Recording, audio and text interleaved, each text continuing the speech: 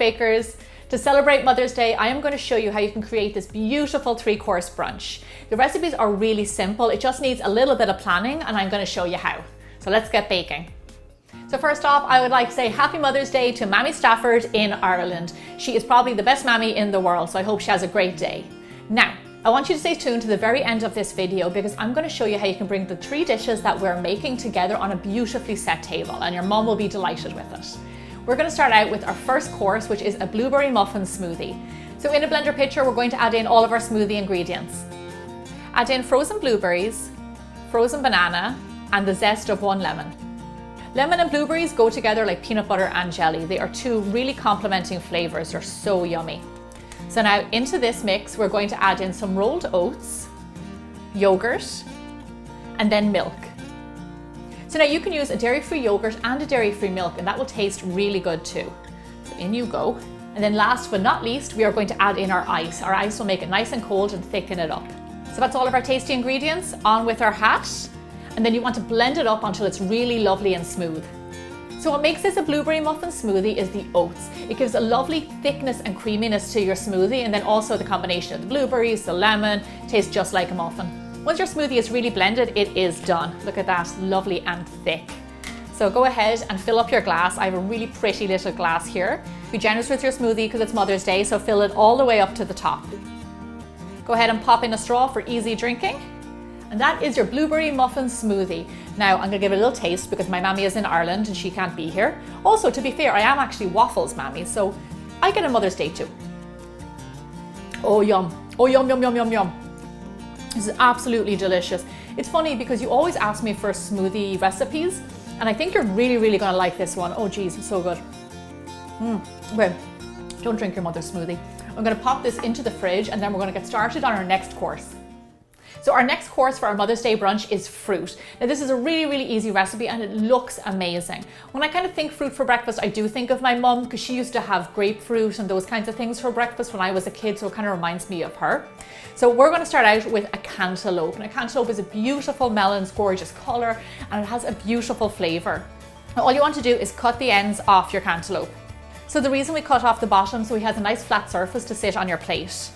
And then go ahead and slice them right down the middle. So now what we have here is something like an edible bowl. We are going to scoop the seeds right out of the center. You go ahead and discard these. So now you can do this step actually the night before. Scoop out your seeds and then wrap them in cling wrap. So then the next morning they're ready to go. Now ours are lovely and scooped. Now we're going to make them beautiful. Go ahead and fill your cantaloupe with yogurt. Now I'm using Greek vanilla yogurt, but you can use any type of yogurt that you want. Now on top of our yogurt, I'm going to add on more fruit. You can use any type of fruit you like. I'm going to use some strawberries, raspberries, and blueberries. Now for a little bit of crunch and texture, I'm going to put on some granola. Now the recipe for my granola can be found on biggerbolderbaking.com along with all of my other recipes for this video. Let's do a nice thin line of granola scattered all around. I love granola and fruit. And then for another little pop of color, I'm going to put in a sprig of mint right there. Beautiful. Now don't let the other half go to waste. Feel free to fill that one up as well. So now you'll be happy to know that you can make him up in advance and then pop him into the fridge all ready to go. He'll hang out in there for a few hours and then you can bring all your brunch together. But right now we're going to move on to our next dish, which is a beautiful savory one. So now the main course for our Mother's Day brunch is going to be a type of a savory bread and butter pudding, also known as a strata. It's really delicious and you can add anything you want into it. So here I have a big loaf of stale bread. Now all I'm going to do is just cut away the brown bits. And the reason I want to do that is just so that our strata looks lovely and has the same color all over. And then go ahead and then just chop it into chunks, not too big. Now use any type of bread that you like, and you can also use a challah or kind of an eggy bread. This is a great recipe to make if you have bits of stale bread hanging around. For some reason, stale bread soaks up the custard better. Once your bread is chopped, put it into a bowl and set it to the side. So now what really makes this dish kind of crazy is lots of cheddar cheese and chopped up delicious smoked bacon. All you want to do is just grate as much cheese as you like. I like a lot of cheese. And then here I have some cooked bacon already, and just give that a nice chop. Chop up your cooked bacon nice and small so you get a little bit of bacon all the way throughout. And then lastly, for a little bit of colour, I'm also going to chop up some parsley. So if you've never had strata before, let me paint you a little picture. Imagine bread in a savory custard with loads of cheese, bacon. Oh my gosh, it really doesn't get much better than this. Okay, lovely. Now that's all of our accoutrement.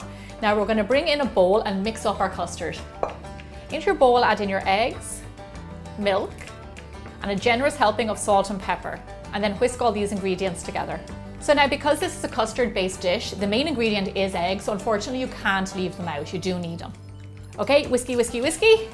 Now we're going to add in our other ingredients. In goes our cheese. It's like the glue that holds it all together. I'm going to save a little bit for the top as well.